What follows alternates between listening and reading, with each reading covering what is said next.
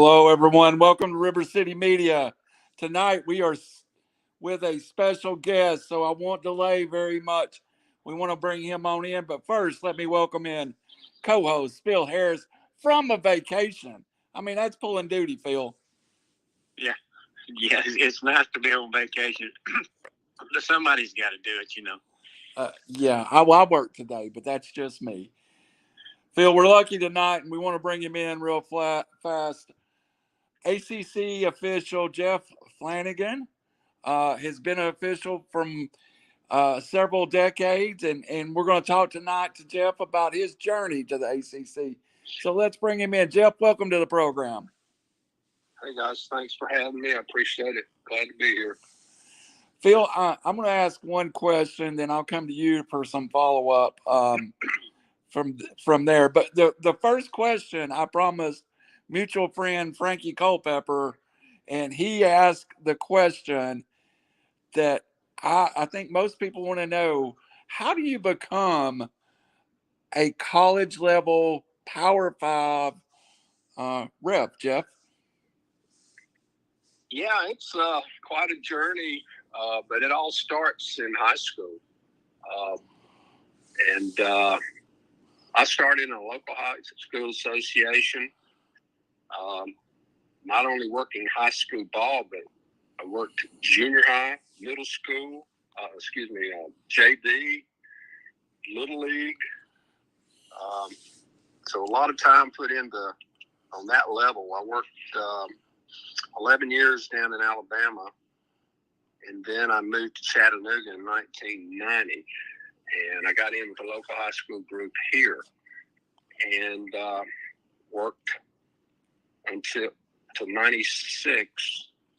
Well, I met some guys in the Chattanooga Association who were already small college officials. They worked in the Southern Conference, and which is 1AA, or what they call now the FCS level.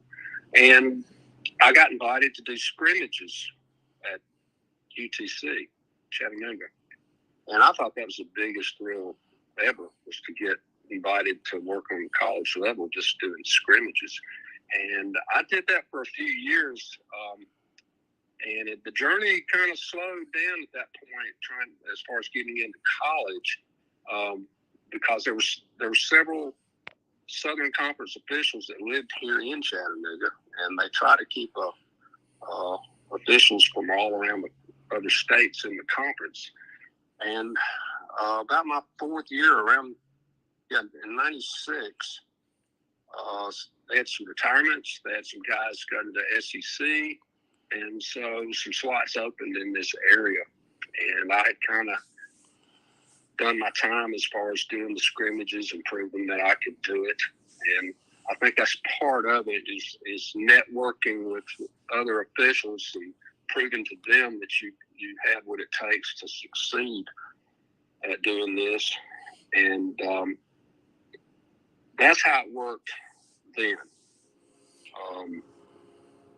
There was like a requirement that you had anywhere from 5 to 10 years of high school, and then it was good luck getting in college ball.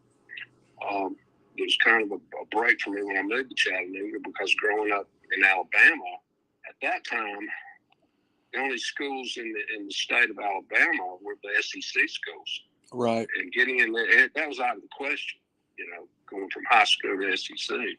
And then, now down there, they've got OVC, SEC, Conference USA, Division II. They had the Gulf South back then.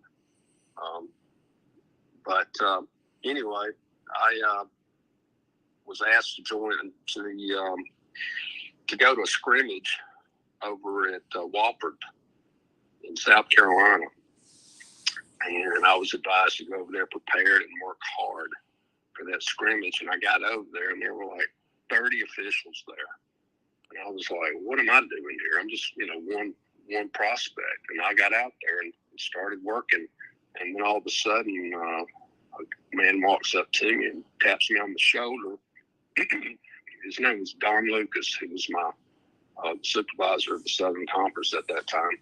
And he said, I got some advice for you. I got two things. I got something to say to you. And I said, okay, I'm ready. He said, I'm taking you on the staff. And that was just, I started to cry that day because it's a hard journey, you know, that many years and working hard, traveling all over the Southeast, going to scrimmages, traveling with other guys, building a lot of relationships and networking with people, seeing people work hard and getting their heart broken, and other guys having success, and a lot of emotion in it, and a lot of hard work that you don't normally hear about, and great experience. It sounds like it. It's ironic. Phil and I both started in radio in Alabama. What part of the state were you in? I'm Tuscaloosa. Okay. So, yeah, I'm one of these guys. Not many of us. I grew up in Tuscaloosa, and I graduated from the University of Alabama in business in 82, and then I turned around and went back to pharmacy school and graduated from Auburn in 1989. So I was asked to leave the state at that point. Yeah. So you're a unicorn in that state. So I ended up in Tennessee, and it's difficult, you know. It's a lot. You realize the rivalry between these teams when you do cross state lines. But it's fun. It's great. I love living in this area. Actually, working in the ACC and living in this area is actually nice, you know. Yeah. Because I can actually go out to dinner and, you know, and not worry about my house getting burned down or something. Yeah. But anyway, I worked in that Southern Conference from 96 to 2001. And I had been doing SEC scrimmages primarily while I was in the Southern Conference, trying to, you know, move up, advance my career. And the ACC, I had some friends in the Southern Conference that had gone to the ACC, and they were kind of recruiting me to come there. And I had never worked I hadn't worked any scrimmages in the ACC, hadn't even really considered it. And all of a sudden, in 2000, they had like 4 very veteran referees to retire. Mm-hmm. And so I got asked to do a scrimmage at Clemson and a scrimmage at Duke. And I was at Georgia on a Friday afternoon. Had my kids there, my wife. We packed up a car. I found a hotel that had a swimming pool and took the kids up there. We drove up to North Carolina, and I left them there at the hotel in the pool, and I went to do a scrimmage at Duke. And I walked on the field, and my former boss, Tommy Hunt, he said, I'm taking you on the staff right here and there. And I was like, obviously, y'all were very desperate. You know, but I thought it was another moment where I felt so blessed. You know, I just felt like all this hard work, and I was like working that scrimmage. He told me that before the scrimmage even started, and I was out there working the scrimmage with tears in my eyes. So I guess the point is, it's a feeling, a level of accomplishment. You know, setting goals for yourself and trying to achieve them. But the thing is, you don't achieve this thing. You know, you don't achieve those goals by yourself. Right. Lots of people help you. You make a lot of friends along the way, and you have people who believe in you, and that's how you get there. You don't get there by yourself. And now in the ACC, as far as surviving as a referee, it's even more work. It's even harder. And, you know, what I tell young officials, every level that you advance to, from middle school to high school varsity to Division II, to 1AA, to Power 5, the concentration level that's required from you from every game, every play is just incredible. It's more and more. And each year it's more. There's more and more on these games, so much riding on them. It means so much to so many people. It does. You have to be prepared.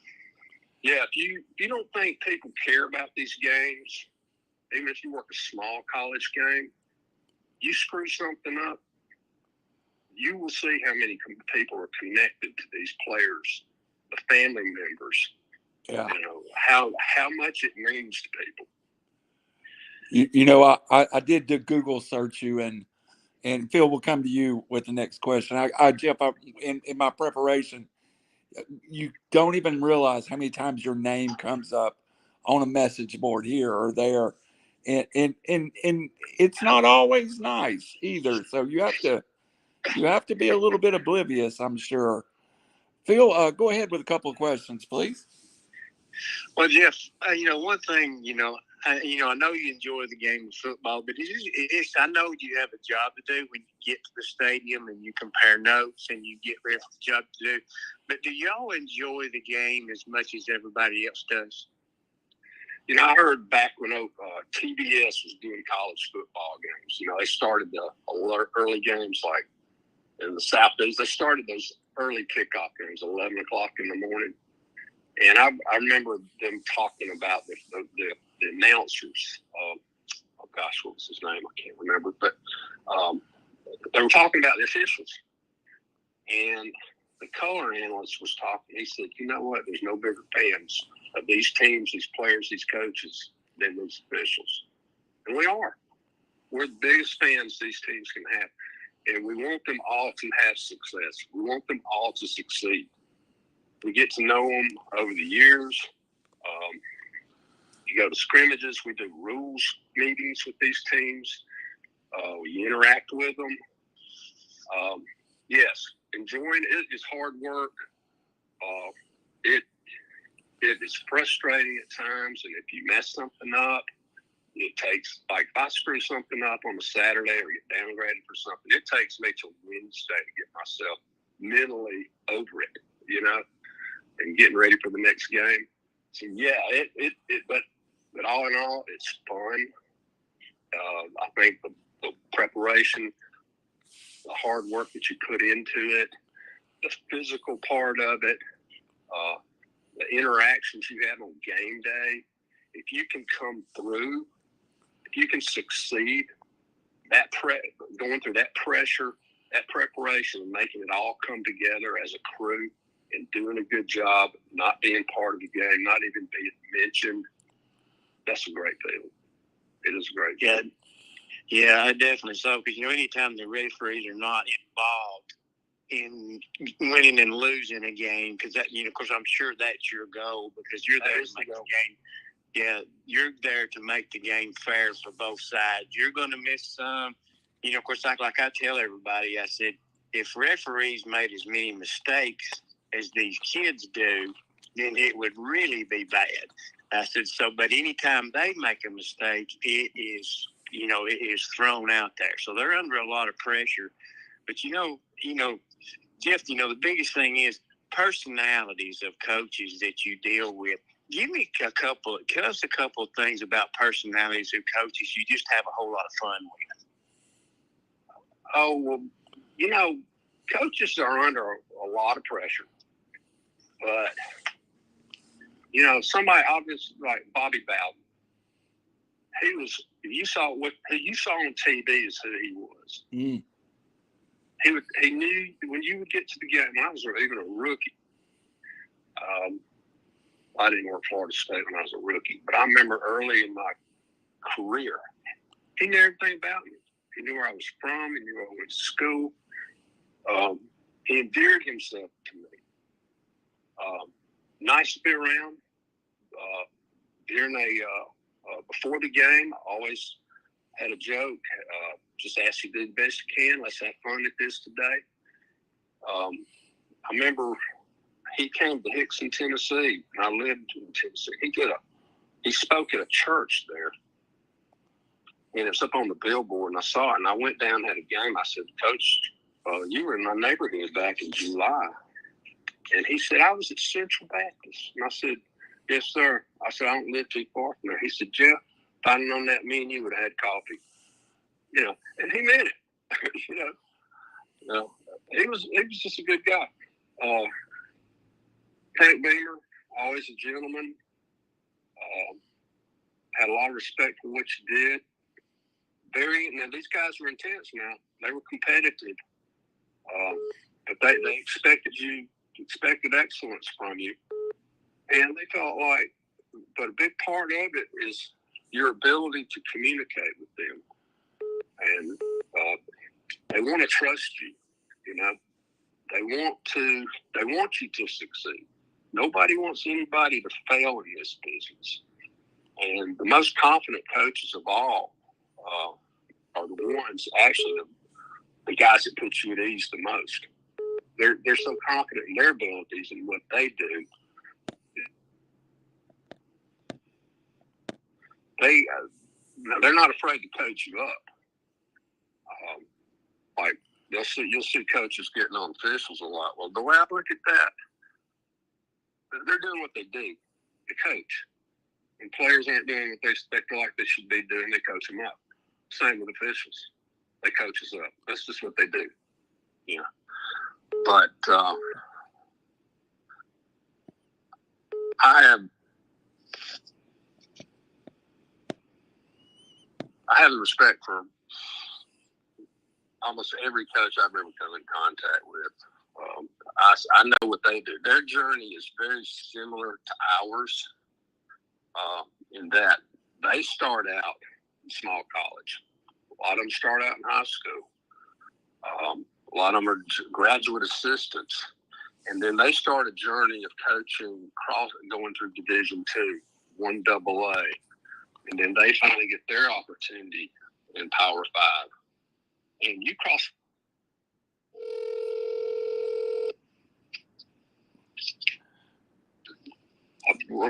paths with guys here in Chattanooga who started here, you know, making $20,000 a year. And next thing you know, they're in the Southern Conference staff. And then they're in the ACC or they're on the SEC staff. And they got their break and they worked for it and they earned it. Yeah. So the journey is the same. They have their own fraternity. We have our fraternity. We're kind of like, we have working relationships, but we're friends. I understand. Jeff, I just want to make Phil, did we get you back in? We dropped him for a minute, Jeff. Phil, are you back in? Okay, Jeff, we'll go ahead with just me and you. Go ahead. Okay. All right. Yeah, I mean, like I was saying, just the journey's the same. So we have mutual respect for what you do. And, you know, the joke is, you know, Phil, is that you? I'm back, yeah.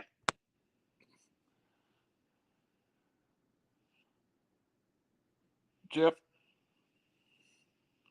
Y'all, we're suffering some technical difficulty. Let me get Jeff back on the phone here and Phil back on the phone. Phil, are you with us?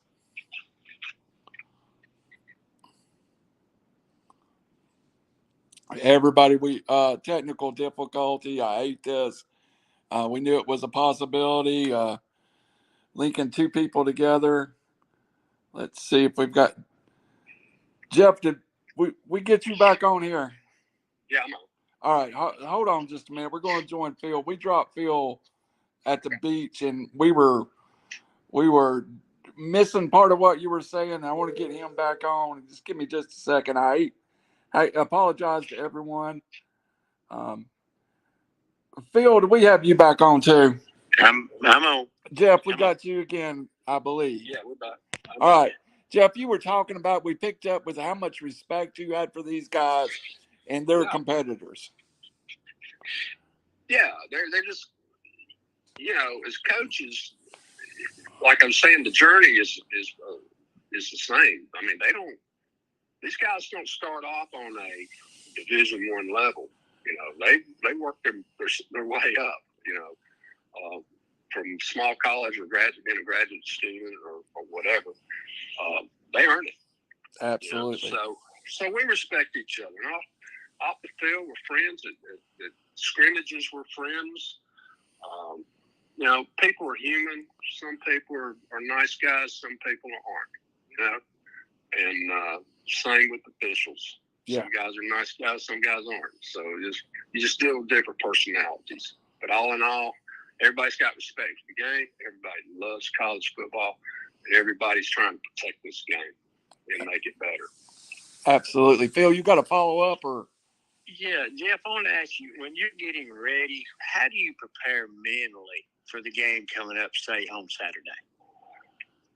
Well, the first thing you do is the game you just had, you've got to review what you did. You're going to get graded on it. You're going to get busted for things. You're going to do some good things, and you'll get recognized for those too. But if you really do something, if you really mess up something, you've got to learn to move on. You've got to move on to the next game. You hear them talking about move on to the players. You got to next play. That's kind of the way we are. You cannot let your brain get in a fog and let 2 plays happen and you're still thinking about 3 plays back, So you've got to keep moving. You got to move forward. So that's usually done by Monday. Monday, I'll start reviewing film for the teams that I have. I prepare for the 2 teams that we have. I put together a pregame for my crew. We meet on, if we have a Saturday game, we'll typically meet on Friday evening. And we usually meet for an hour and a half, 2 hours on Friday night. And we go over film of what the teams do, watch a lot of penalties, what we called in the last week, what we could do better, as far as not just judgment, not just calling penalties, but mechanically, where we are on the field in certain situations. How did we manage the game? And my pre-games, I spent a lot of time in the last 5 or 6 years focusing on the end of the game, like the last 2 minutes of a game. That's when it's all. I mean, look at all these games now. They come down to the last 2 seconds sometimes, So you'll have crews work 58 minutes of a great football game and get to the last 2 minutes of the game when everything's on the line and screw it up, So I recognize that. Seeing good officials get themselves in situations like that. And the way the rules have evolved over the last several years, especially the clock rules and substitution rules, I realize that this segment of the game is a game within itself. So if you're mentally fatigued in the fourth quarter and last 2 minutes, you better re-challenge yourself to get ready, because this is when it's fixing to happen. And I think what people were in the past, they weren't ready for what hit them, and people were tired, wanting the game to be over, and then all of a sudden they find themselves in a bad situation. So I actually start my pre-games on Friday night with the end of the game. I'll find a game during the course of the week that ended on the last play of the game or the last minute of the game, and we'll review how that segment of the game was managed. How did you manage the clock? How did you manage the flow of the game? In addition to that, we'll break down the kicking game. I'll show some punting situations, kick goal line for sure. Controversial plays that happened during the week. And all this is my pregame. But also during the week, we've already got a training film from our boss. They've already put out a training film of things we did good, things we should improve on. So we've watched a lot of film during the week. And to me, as far as getting prepared, there's no better way to prepare yourself for a football game than to watch film. I mean, that's what teams do. That's what we did, in high school. I mean, yep. I remember on Monday was my favorite day. That's when, defensive coordinator, you break down film. And I didn't play a lot, but I remember watching 8mm film in a locker room. And I was just like hooked. That's what the teams do. They study film on each other. So that's what we do. And there's no better way. And we're watching what the teams do, but we're also breaking down what we do. So Hey, that's Jeff, how you do it. That's just while you're on that subject, you talked about the last 2 minutes of a game. How about going into halftime? That seems like chaos to manage. Same thing, same principle. Because if you don't see, if you don't see a hurry up at the end of the game, if you don't see a hurry up offense in the last 2 minutes of the game, you're probably going to see one at the end of the first half. Because the game's not on the line at that point, but teams are always trying to score before the end of the half. And most of the time they're out of timeouts, or maybe they only have one remaining. So, and whether they're playing for a field goal or for a touchdown, usually they're trying to just score before the end of the half, right? Trying to get in position to score, whether it's 3 points or 6. At the end of the game, it's all about how much time's left and how many points do they need to win. Yeah. So the strategy is a little different, but you're exactly right. You're going to see a hurry-up offense at the end of the first half. Phil, follow up? Yeah, okay. Randy kind of touched on halftime. Do you guys go into halftime? I know you take a break. You probably get you something to eat, something to drink. Do y'all make adjustments at halftime also? We review we review our fouls, and if there's something we feel like we need to talk about, somebody's trying to get a message to us, a coach is trying to get a message to us or something, we talk. You kind of take a temperature of the sidelines with each team, what's going on each side, but it's nothing. You don't really have a lot of time in there before you know it. You're in and out of there. But yeah, if there's something that needs to be said, usually if it's a game, if it's two teams that are playing well, the score's close, I'll review the overtime procedure at that point. Always challenging guys, even if we have a one-sided game, I'll always challenge them not to let down. If it's 40-0 and 3 minutes to go in the fourth quarter, challenge yourself to not let down. That's when mistakes happen. But yeah, we talk about, how is this game going? If it's a game that's kind of nasty, a lot of personal fouls, teams don't like each other.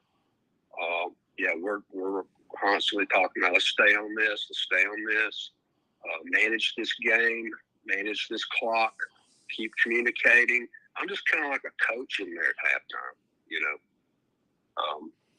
so that's about, I think that's pretty much what everybody does too, because, as a referee, you feel a lot of responsibility, and you are charged with that responsibility to manage that game. So the better you prepare your crew, the better your life can be. So, well, that course sort of brings me to a question I wanted to ask you about. The goal is to make the game fair for both teams, but you also run into challenges where sometimes, and I was at a game, the Tennessee Ole Miss game, that got out of hand. A lot of times it's that's the official's job to keep control of that game, because it can easily get out of hand, especially with the fans are involved. Yes.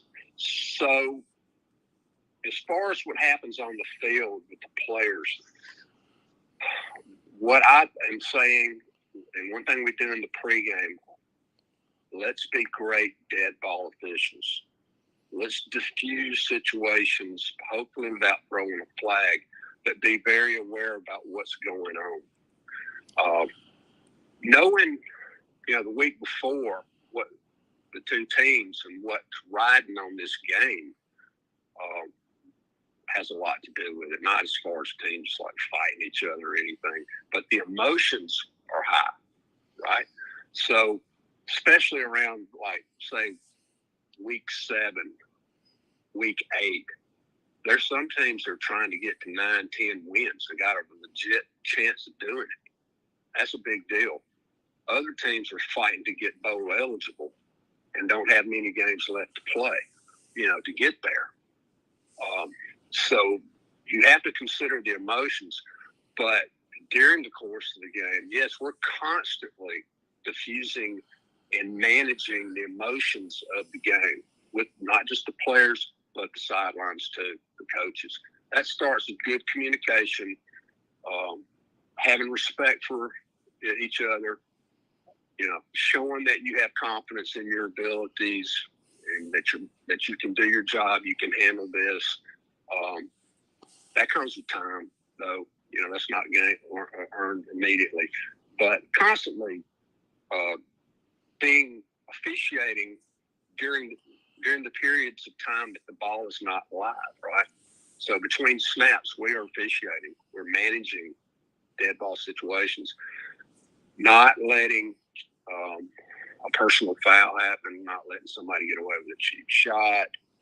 If you call, usually if you start the game off, making the right calls, making quality calls, not calling marginal calls, letting these guys play ball, they're going to respect you, and they're going to play ball.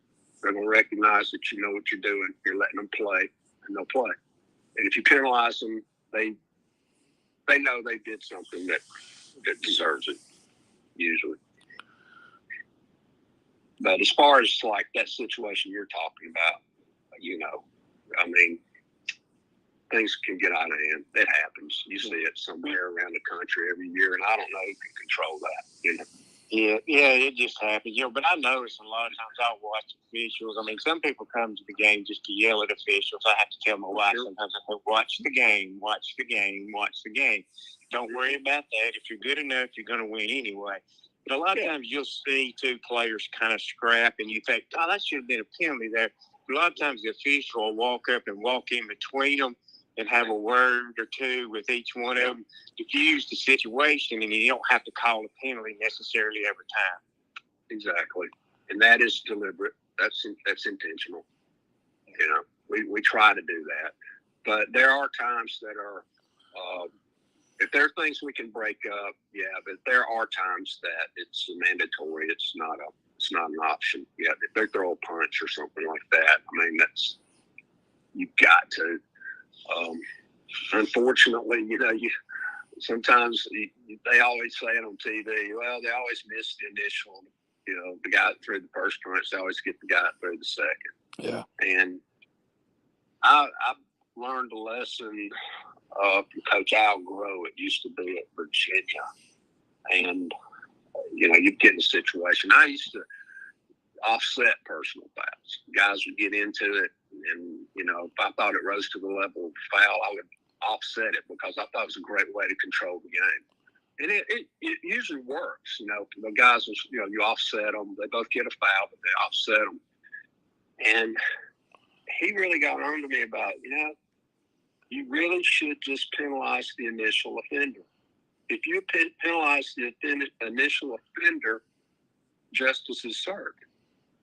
And everybody accepts it because that was the right thing to do, And I agree with that. So, yeah, if we can get the initial guy, it does more to settle down emotions than offsetting,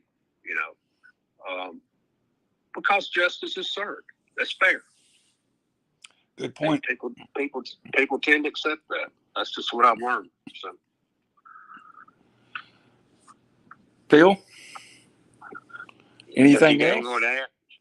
Well, it's just there's so many things and so many, because we see the game, we're watching the football game. We don't watch the officials that much. You do. They stand out when things go wrong, but there's so much of a part of the game. And I know, like we talked about, y'all enjoy the game, and I know there's several of my friends that are officials, and they love the game. They go to watch these teams. They can tell you more about teams than we can because they know the inside and outs. But I know you guys have a lot of fun on Saturdays, even though it is a stressful job. And I get on to I get on to my wife and my sister-in-law. I said, hey, watch the game. I said, you folks that thinks the officials decided the game, you got it all wrong. You don't understand how this goes.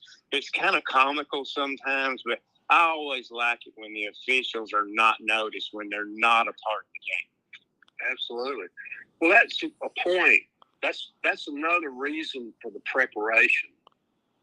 And one of my bullet points in my 2-minute hurry up presentation is that fan bases are so passionate about their teams, that you owe them this to get ready for this game.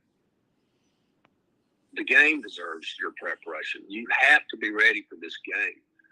And to me, if you're not prepared, it's disrespecting the game. Yeah, it's disrespecting teams. It's disrespecting fan bases, because as fans, look at these people, what they put into going to a ball game. You know how much a parking spot is? Not even tickets, but buying season tickets, parking, traveling. People travel all over the place to get to these games. The hours at hotels, you can go into like some of the hotels in some of these cities, $800 a night for a room. Yep. It's nuts with people. It's such an economy. It's such a business. And where I come from in Tuscaloosa, Alabama, you can imagine the economy of football down there. The people that are attached to that depend on that seasonal income, and it's huge. So it's not just fans. There's so many people attached to the business of college football that are invested in it, that depend on it. And the only thing that can make it really great is have a great game, a good product. Yeah. And we don't need a crew of officials screwing up an important game. That's what you're why you're charged, to get yourself prepared, be in shape, be mentally prepared to go out and be mentally tough to go out and work these games. Yeah. And as a point in my career, the age I am now, I don't mind saying that's what I want. I want this game to survive. I want it to be pure. We're one thing that we are charged with doing is protecting the integrity of this game. I take that very seriously. That doesn't mean I'm going to go out and over-officiate, but I want it to be the great game that it's always been. And when I retire from this, I want to leave it that way. Every game that I've been involved with, anyway. That's my goal. And I feel like, I owe it to the fans and to anybody connected to the game. I want to get you one more comment that I know Randy wants to ask you about the rule changes and, some of what they're about and what you think of them. But, I see all these rule changes, and I know it's to try to speed the game up. But, as a fan, when I'm sitting there in the stands, to me, what slows the game down is when y'all call a timeout and the official walks out on the field and has a clock there and it says the break is 4 minutes and 34 seconds, say. To me, that slows the game down, because a lot of times you'll have a key turnover and the officials have to go to a media timeout. But by the time you get back from the commercial, the team that got the turnover has lost every bit of the momentum, and to me, that hurts the game, not whether you stop the clock on a first down or not. I got you. I understand. And we cover that. We meet before the game. We have this meeting called the 100-minute meeting, or some conferences have the 105-minute meeting, like an hour and a half prior to kickoff. And you have team representatives, you have security, EMS. I'm in there. Replay officials are in there. The TV crew's in there. The producers are, and that is one of the topics that's covered is TV timeouts. And, usually it's like, well, we'll do 3-4-3-4, meaning 3 in the first quarter, 4 in the second, 3 in the third, 4 in the fourth. Some networks do 5, each quarter. And you have no control of that. But one thing we do have a little control over is the momentum change, like you said. And what I always tell them, I just tell them, you take your time out whenever you want to. I don't care. It's your show. Y'all do the only time I'll get involved is in a momentum situation. And that's exactly what you're talking about. There's a good punt return deep into the offensive territory, or an interception, a key turnover. Now, position of the field has something to do with that. If there's a fumble recovery on the minus 20-yard line, you got 80 yards to go, that might be a time you can just take a timeout. If you recover a fumble at the plus 20, that's not a time to take a timeout. Very, very good. So, yes. Yeah, so we kind of draw the line. Inside the 50, outside the 50, whichever side of the 50 that this happens. But also just a point in the game, But they're pretty good, I'll have to say. They're pretty good at using their commercials. They're under a lot of pressure to get those commercials in. They like to get them in early in the quarter. And especially if they have a competitive game, they like to get those things used up so they can just let you play, the last 5 minutes of the game. So, but it happens, and it's frustrating. I get it. But you're right as far as speeding the game up. That is a goal. That is a goal. And they get a lot of pressure from media to do that. And they compare us to the NFL all the time. But I'm gonna tell you, NFL, I think they got like a 10-minute halftime. Mm. And I'm not exact. I think they average about a 3-hour and 10-minute game, maybe. We average like 3:20, I think, maybe 3:17. We got a 25-minute halftime. Yeah. You know what I mean? We've got 4 commercials, that 3-4, sometimes 5. I mean, sometimes games go long, sometimes they don't go that long. But I think we do pretty doggone good as officials as far as our part is managing the pace of the game. But, yeah, that expectation is set for us, though, and they're trying to find ways to take – and it's not that it's a bad thing, because with the hurry-up offense, what has happened is we used to average anywhere from 150 to 170 plays a game. This hurry-up offense now, we're going 210. Yeah. So player safety is the main concern. The overtime rules have been changed, because you remember, what was it, LSU, Texas A&M, LSU, I think, with 7 overtime. 7 overtime. Yeah. Guys were laying on the ground, they're exhausted, And when you're fatigued like that, you're putting kids at risk for injury. They're not trained to play that many snaps. And it's dangerous in that respect. So that's one reason. And you're seeing more teams. I've been feeling this last couple of years, these teams that just can't keep up with some of the bigger programs. They're actually slowing the game down here. They're actually going back to huddling up, and taking, time off the clock. Kind of try to slow the game down. But and I think that's. Go ahead. Sorry, Jeff. No, go ahead. I think that's the 3 new rules that they placed for the year is exactly going to affect what you were talking about and cutting that game down to the 3:10 NFL. The one I was going to ask you about, I think, is huge. The clock does not stop unless in the last 2 minutes on a first down. That's going to cut a lot of time out of college football. Yeah, it's a cultural change to me, because college football has always done that, unlike the NFL. So, but I think, if you notice during the course of a game, the time between when the player goes out of bounds and the time we start the clock, it's only a few seconds. You know, it's not long because we get the ball back in play pretty quickly. As you add up, you had 30 first downs per game. I mean, and there's 3-4 seconds between getting the ball. Yeah, that's significant time. You know, that's over a minute's worth of time right there. That's a big deal.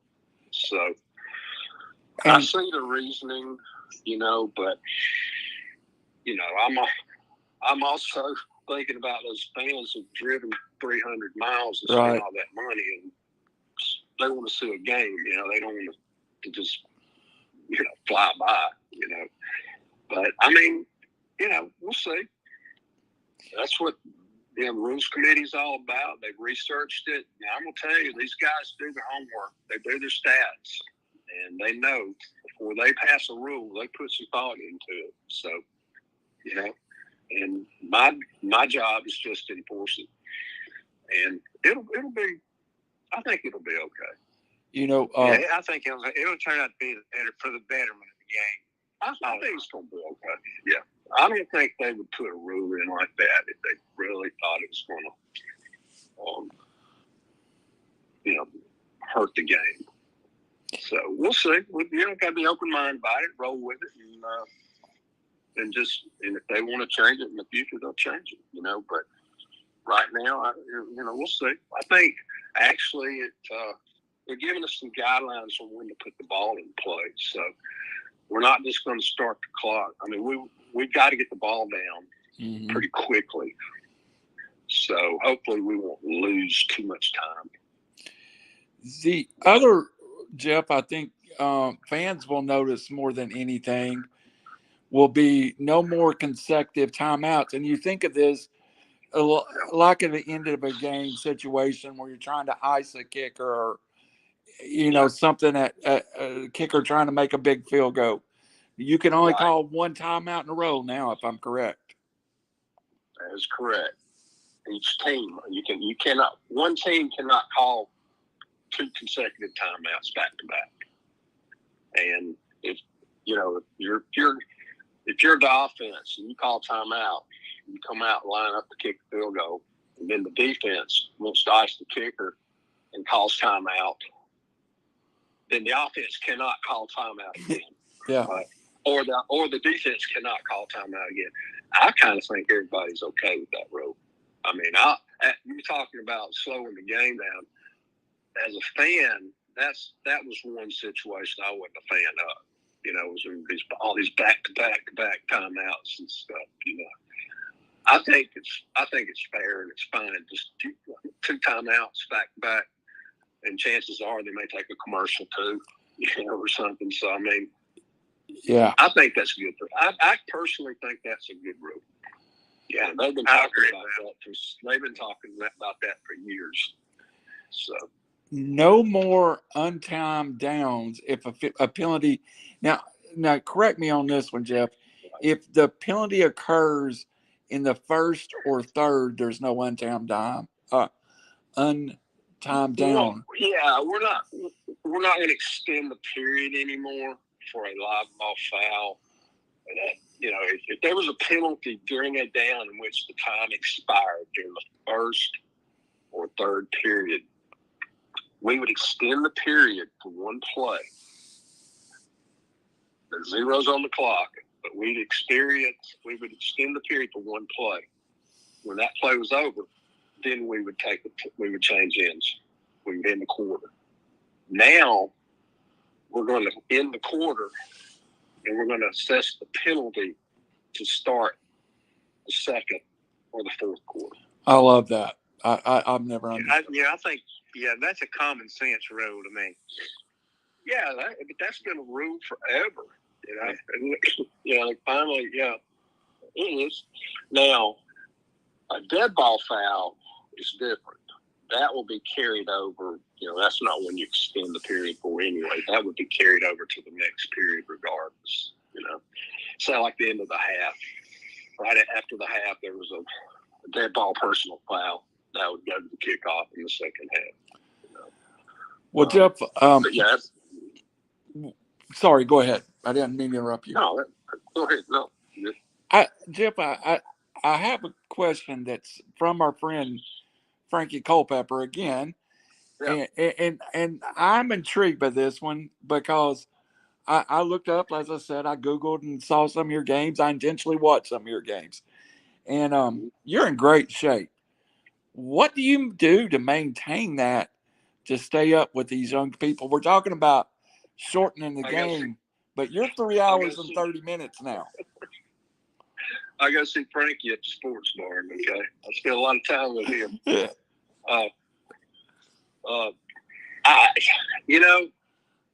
Let me tell you, as far as motivation, these younger officials coming up today, I go to clinics and I see them, and they're very nice, very respectful. They'll come up and they'll say, Mr. Flanagan, is there something you see that I can do better or something? I'm like, dude, you're in such good shape.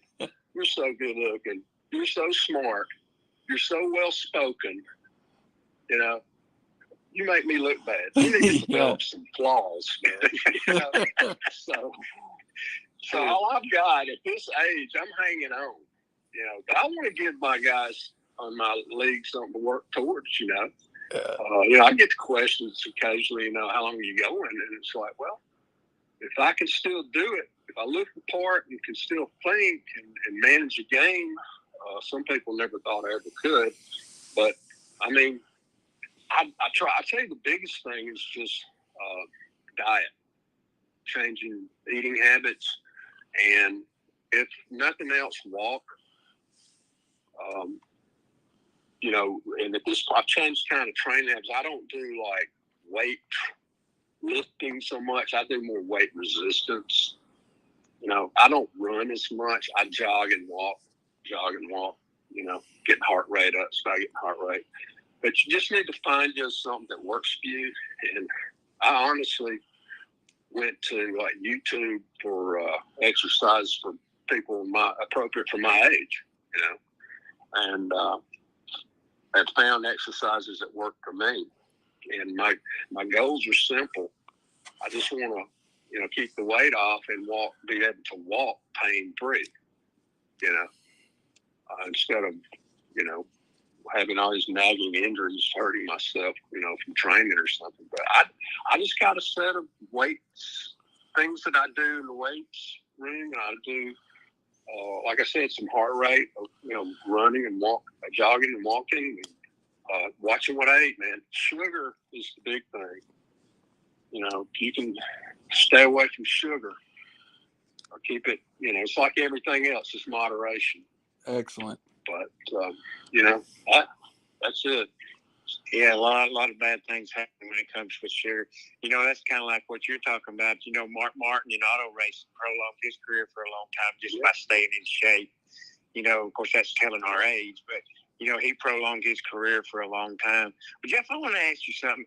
In the ACC, who has the best atmosphere for a home game?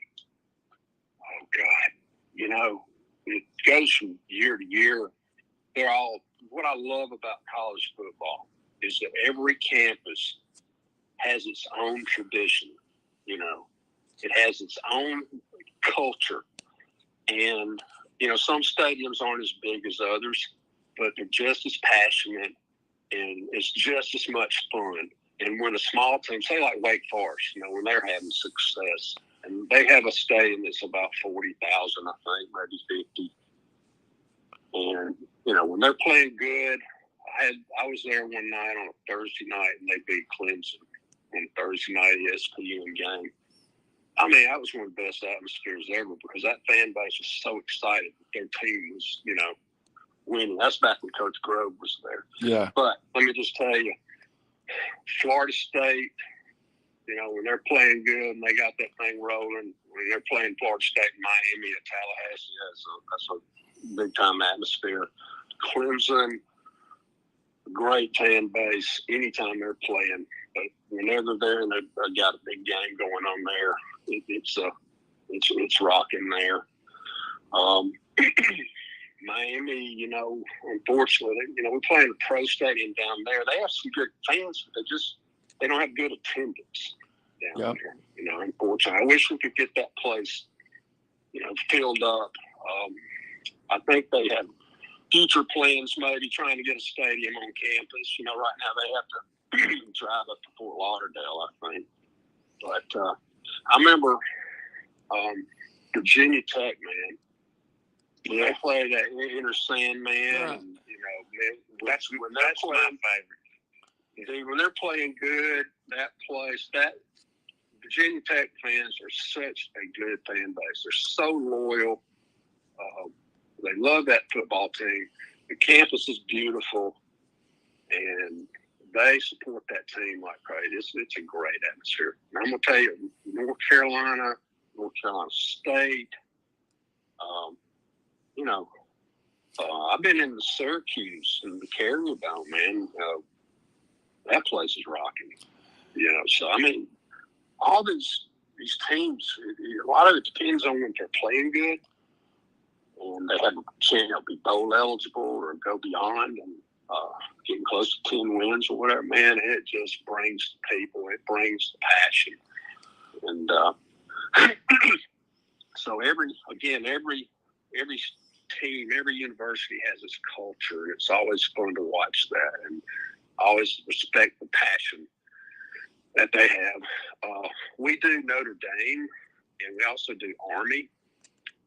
And, you know, the Notre Dame fans are historically passion fans for their, you know, lots of passion for the teams and all the success they've had over the years. And and it's always fun to go to Army for a game. Lots of respect from both, always teams that go in there and play. Good fans are always bringing people from everywhere in on those days. I enjoy going there too. So it's hard to say, but when there's a, you know, top 10 teams playing on a Saturday night, wherever you are, it's on. You know, it's fun. You know, I can't tell you how much we've enjoyed this, Jeff. We've got to get you back sometimes. I love the insight, as Phil and I are both Tennessee fans, and we go to Knoxville every weekend. And just to hear that passion from the referee side, I've got chill bumps a couple of times you were talking.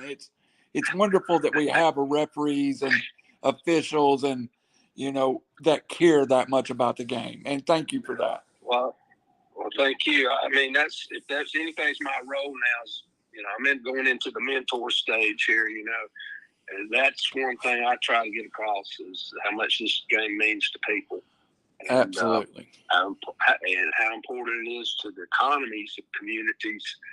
And, you know, yeah, and it's fun when you have success. When you do your good job, when you do your job, it's fun. I'd love to get you after a football season that you just had all those journeys, get you maybe in January or something. It'd be a lot of fun. Absolutely. Anytime. It'd be my pleasure.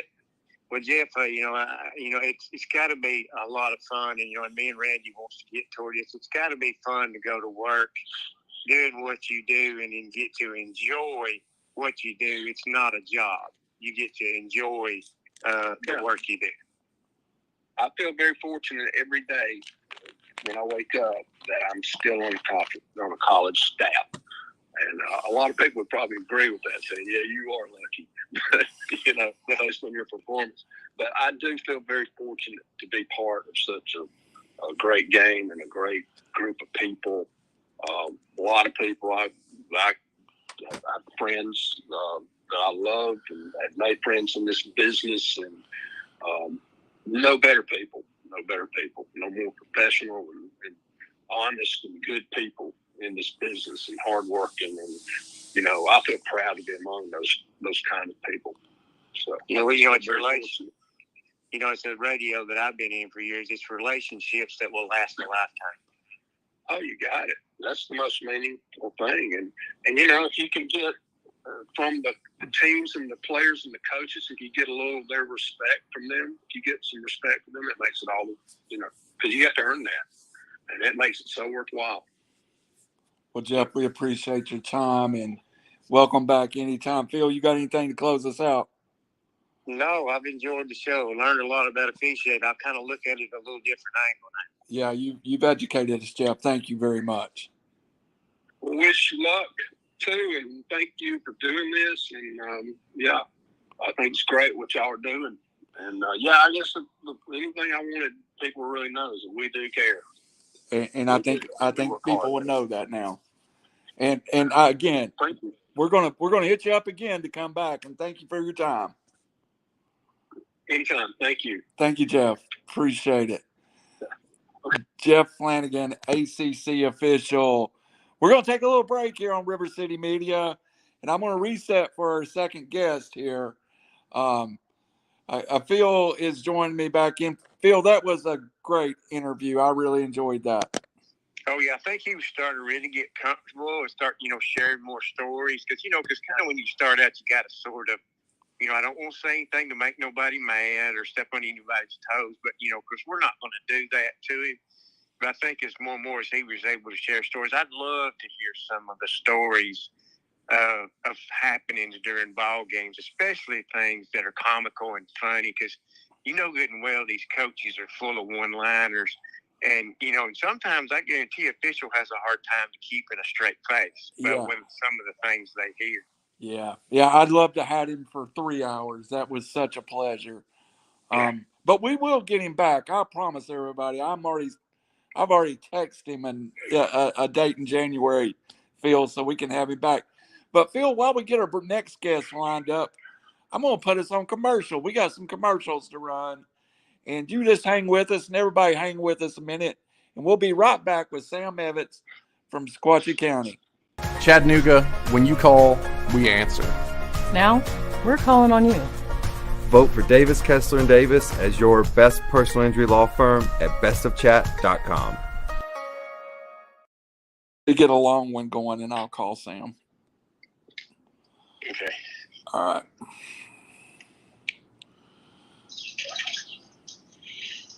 Yeah, I'll work on trying to get us somebody next Monday from down here. There's several that football's starting, so. I thought that was a good one. Yeah. So I've got a long commercial on right now. I got another. I think I'm gonna have another hookup. Bobby Beckett. He was the coach at Cedar Bluff. Well, he's at Faulkner now, college.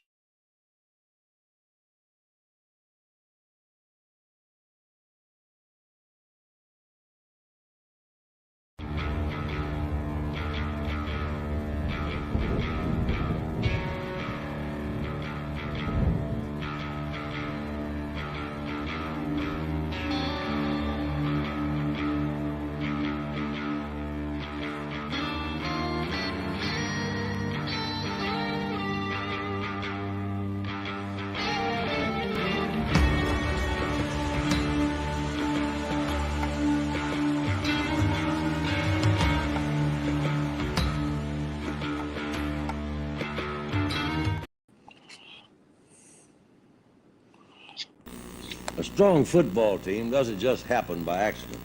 It takes hard work and know-how, like knowing how to throw a football. The great taste and freshness of Golden Flake snack treats doesn't just happen either, like Golden Flake corn chips.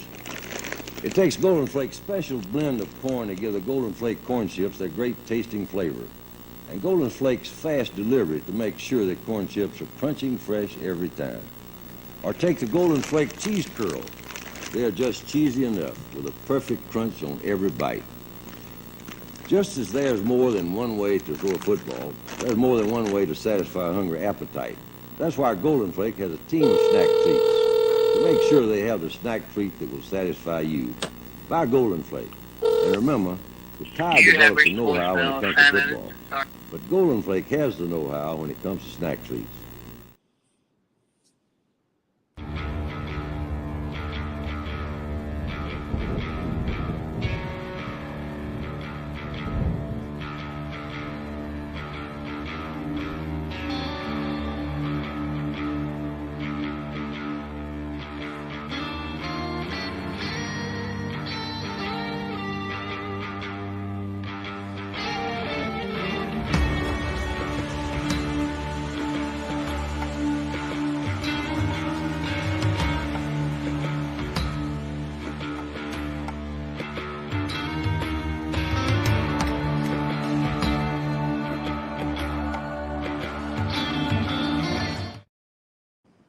Phil, are you there? I'm here. I can't raise sound, but we're back on the air. Maybe he'll call us in a second. But welcome back, everybody. Our next guest we had lined up. Maybe we'll have to call him back in a minute, Phil. But I wanted to talk to you a little bit about the rules that we were discussing with Jeff. And, the one that I really think is a common sense thing is the no two timeouts. Yeah. Oh, yeah. And it gets, it kind of gets crazy when that happens. Understand, hey, they're going to ask him with a timeout here. Well, then let's move on after that.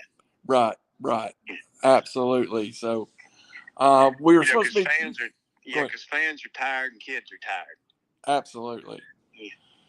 We're supposed to be born. We'll try him back in a minute for Sequatchie County quarterback Sam Evitts. But Phil, we've got a lot of coming up with things we're going to do with Sequatchie County, and one of the major things we're going to try to do is cover that Jamboree that's coming up. I'm going to put it on the screen.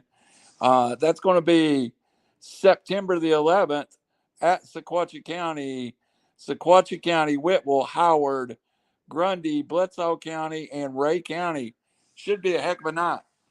Yeah, it's August 11th. I think you slipped a little for August 11th. What did I say? Yeah. September? You said September, yeah. Well, you know what? I'm old. Yeah. So it's August the 11th, Phil. Go ahead. Yeah, it's going to be fun. I mean, I'm down here in Alabama, and I know, of course, I grew up in the Tennessee area, so I know a lot about those schools, know a lot about the area schools. It's going to be a lot of fun, maybe to get to meet some new people. Of course, we've got Media Day starting next week down here. We don't have the scrimmages or the big, huge jamboree that the state of Tennessee has. So it's going to be a lot of fun to see those. It's kind of sort of a dress rehearsal type thing. You want to get the kids out there, give them a little bit of experience, and see how they react on stage. And that way you can go back and get ready for the rest of the football season. And I know the kids will be looking forward to it because it gets them away from practice for a little while.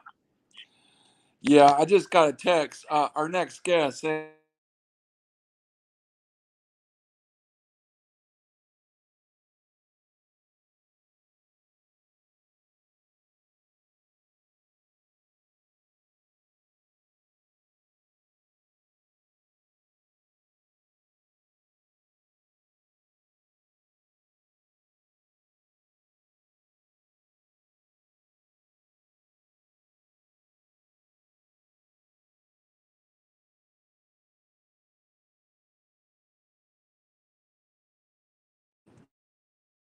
you just joined the River City Media team yourself on QSB. We're trying to expand down into Alabama territory too, and also get some North Georgia folks on here. If you know somebody in North Georgia, let's get them on here and talk some football. Yeah, well, there's one contact I got from a coach at Valley Head that, a coach that might come on. It's an assistant at Dade County when we get a chance to get in touch with him. But there's several coaches that want to, come on the show. But, right now with football starting, you got to sort of pick your poison, so to speak, because they're tied up with workouts right now. And so we've got to try to, get somebody worked in. Of course, we've got some, kids that's maybe playing ball somewhere that we can get right now, dig a little bit deeper. But yeah, we've, Northwest Georgia, especially, even over toward the Dalton area, in places like that, we want to try to get some people from Trine, places like that, Chattooga County.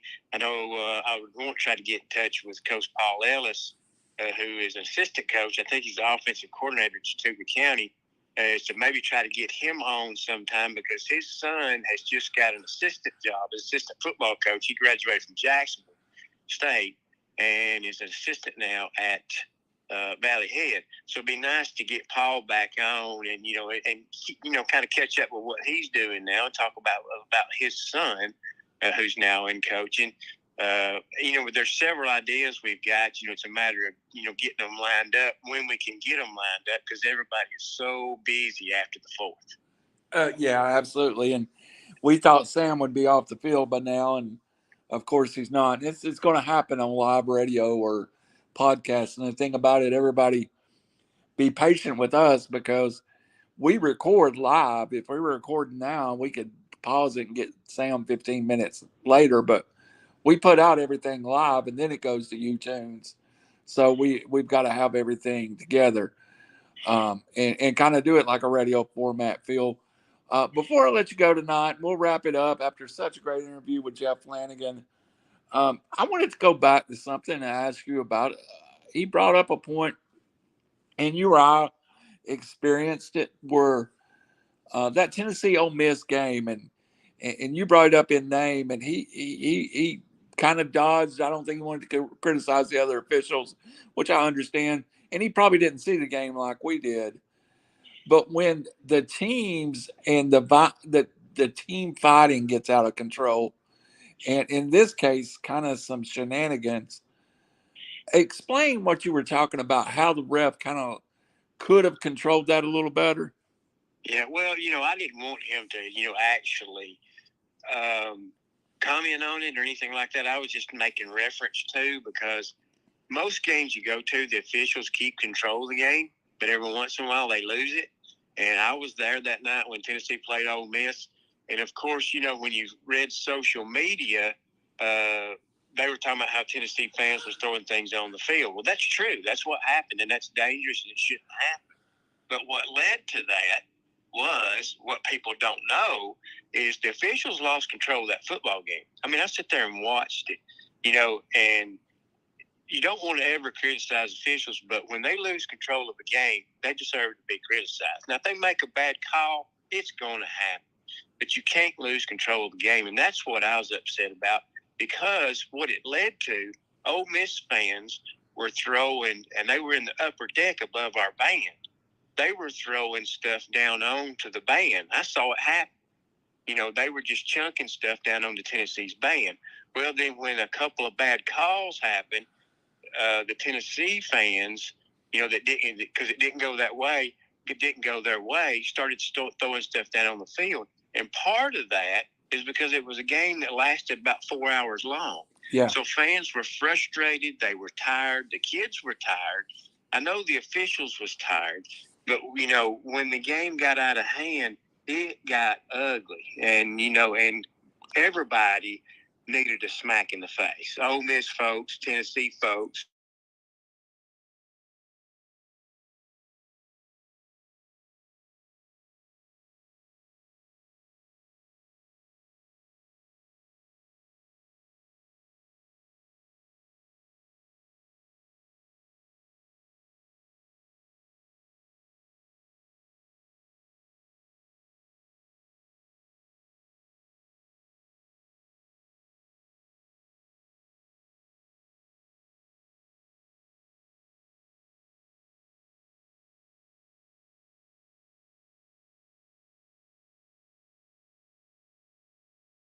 He's going to do that type of thing, but that's dangerous. That kind of thing should never happen. Well, Phil, we're a little bit of a unicorn too. We go every weekend, and I think the reason I do this, the reason I broadcast high school football, the reason I go to Knoxville every weekend is exactly the same passion we heard from Jeff. We love the game, and our part of the game on Friday night might be in a booth, but on Saturday, I feel like my part in that game is to be in that section, make noise, be loud, and be part of the atmosphere. Oh yeah, he was talking about how passionate fan bases are. I've been to Auburn when the Eagle flies down from the upper deck onto midfield. That's one of the most amazing things you'll ever see. Toomer's Corner. When you go to Tuscaloosa and the band gathers at Denny Chimes and then plays coming into the stadium, it's just things that happen at universities. It's just, you step back, and it don't matter who you're rooting for. It's watching the traditions of these schools, of what they do to prepare every Saturday, and all the fans expect all that. They know what's coming, when it's coming. Like at UT, you're ready for Smokey to run through the tee first, and the players to come out. It's just something that's done week after week after week, and the fans get there early just to see all those things. Yeah, and we've learned over the years that we love the kids no matter what uniform they have on. But in those 3.5 hours, we have a passion for me that dates back to Condredge Holloway in 1974. And to me, it's the greatest game on earth because, everybody can talk about the NFL, but when you get to college football, it's almost personal and it's almost regional and it's almost like, hey, we're defending our turf here in East Tennessee or Middle Alabama. It's really a different kind of passion for me. Yeah, definitely. So, of course, Condredge Holloway, that's way before my time, wasn't it? Yeah, I'm old. Yeah, because I can tell you this, Randy. I remember the first football game I went to in Knoxville was when Stanley Morgan was playing at Tennessee, and against Tulsa, it was 10-10, and he returned a punt for a touchdown, and Tennessee won 17-10. I think that was 1975, maybe, or 6. But Condredge Holloway was there at the time. But that was the first game I ever saw, and of course I was hooked. My dad took me to that game. I was hooked after that. I still remember that game. And of course, as the passion grew, I, turned into listening to John Ward at a young age, and the passion grew to get into radio. And so I've been doing that for 31 years. And, it's a passion, it's fun. And I guess maybe that UT experience early fed that and to be what I, enjoy doing. Oh, I love it too. I mean, you're currently on one of the most successful broadcasters in the state of Alabama, the WQSB scoreboard, which we were privileged to have Jeff Allen last week. And then I am currently the voice of the Sequatchie County Indians, and I get to do that for one more year before my daughter goes to high school. And I guess I switched allegiances over to Hickson, but it really is a special thing. Friday night is special to me, Phil. Friday night has a different feel than Saturday, but it's still just as special. And salute those referees. Last year in Tennessee we had to be playing on Thursday night a lot of times. Some of the smaller schools, so we could have enough referees to go around. And if you want to give back to the game, get into refereeing. It is thankless, but it is rewarding experience. Yeah, good point. I wish we could have, kind of sort of throw that at Jeff and let him publicize that too, because, it's like down here in Alabama, we have the same problem. If you want to get involved in high school sports refereeing, it's a lot of fun. They enjoy it. These people stands on the sidelines and yells at the referees, hey, get out there and do it. And then you'll know what it's all about. Because we need officiating. And it's not just football, it's all sports. We have so many sports now that there's a shortage in officials in everything from soccer to, whatever it may be, because there's so many different sports now. It ain't just football, basketball, baseball anymore. I mean, there's all kind of sports, and you can get involved in a lot of different ways of officiating. And like what you was talking about, high school football, also, that's what I like about our show. It's Friday nights, high school football. That's all we talk about. Nothing else bleeds in. It's about the communities and kids. And I always said that someday I grew up in Chattanooga, so I always said that one of these days I'm going to go back to Chattanooga. Well, as I've settled in down here in Alabama, I really don't see myself going back and doing that, but it may be in a way of media type stuff like what we're doing now is work back into Chattanooga that way, because I still have a passion for high school football in Chattanooga. I still keep up with your Red Banks and your Ooltewahs and your McCaulleys and Baylors and all those schools that I was associated with. East Ridge, for one. I've got family that lives in around the Tunnel Hill, Northwest Whitfield, Cola Creek area. So, the passion for high school sports will always be there for me.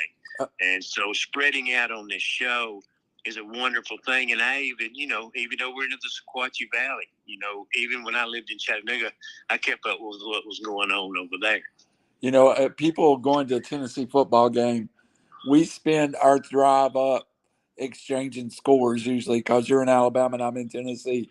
We usually spend at least half of that trip talking about who beat who in our respective states. And keeping each other up to date, who's going what playoff wise and what their playoff scenario is and all that stuff. It's hard for me to keep up with all that part of it. I just, the scores I'm able to keep up with, but that's about it. Well, I just want to apologize to everybody for not having Sam on. We'll get Sam Evitts from Sequatchie County. I'm sure we'll get that rescheduled. We got the August the 11th. We got the Jamboree coming up. We got a play date or scrimmage coming up with Red Bank.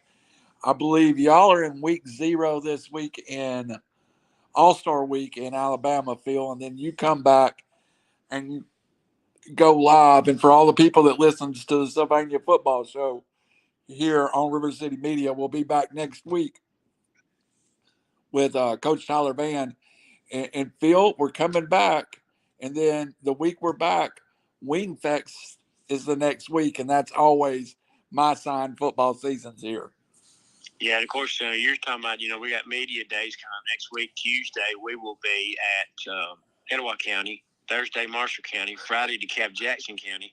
And of course, we don't put those on WQSB. They don't put them on live, but they streamline them, and you can go back. And if you just want to listen to Sylvania's press conference, you can go in and just listen to Sylvania. You don't have to listen to everybody else's. And that's a big thing down here in Alabama. Now, these coaches really look forward to it. They bring about 4 of their kids. And, it's a big-time thing. It kind of kicks off the start of preseason. And then, of course, like what you're talking about, you got Tyler Van's show coming back. So that means, Thursday, maybe even Friday, I think you may be thinking about coming down and covering the media days for Jackson and DeKalb County. Absolutely. I'm planning on being there next week. And then, of course, you've got the Jamborees and all that coming up the following week. So it's here. It's almost here. We'll have week 0 for high school football at the end of August. And, man, it hits full board for 15 weeks. You're all football. Yep. And thank you all for joining us. We're going to cut it off, finish it up for the night. But Phil is on vacation. I thank you for joining us. Phil, next week, we're not sure what we're going to do yet, but I'm sure for the folks that are joining us on this trip, we're going to have guests every week. There'll be somebody with us and join us on Mondays. And, Phil, it's going to become so special Monday after a game week where you've called a game or you've been on the scoreboard and I've called a game and maybe we've been to a Tennessee game and we're going to have all this information come together on this podcast. And I really think it's going to be a great form of getting information out to. If you follow Auburn, we might talk about the Auburn game. If you follow Georgia, we might talk about the Georgia game. If you follow Coosa Christian, you might hear them on here a little bit. If you follow Blitzall County, you're going to hear some stuff about Blitzall County. We're going to have a unique ability to bring people a lot of high school coverage and a lot of college coverage locally. Including like Chattanooga and in the Northwest Georgia area too. There's a lot of good football down in that area. Chrissy's got a cousin that starts at Gordon Lee. He'll be a junior this year. So there's a lot of folks around, a lot of interest around, and and anytime and I think you've talked about this, and we've talked about this both, is keeping it local. We want to keep the local kids involved in this. And, of course, a lot of times, too, we want to find these kids that's going on to college and come back and talk to us and tell us about their experience at the next level to inspire young people to follow in their footsteps. Absolutely. And we're going to have some of the smaller schools in the area. I would love to get some players from Maryville College that's played in the area. I'd love to get some players from, Jack State at some point or one of the small schools. And, I love Chattanooga football. I'm sure that's going to be a running topic on here.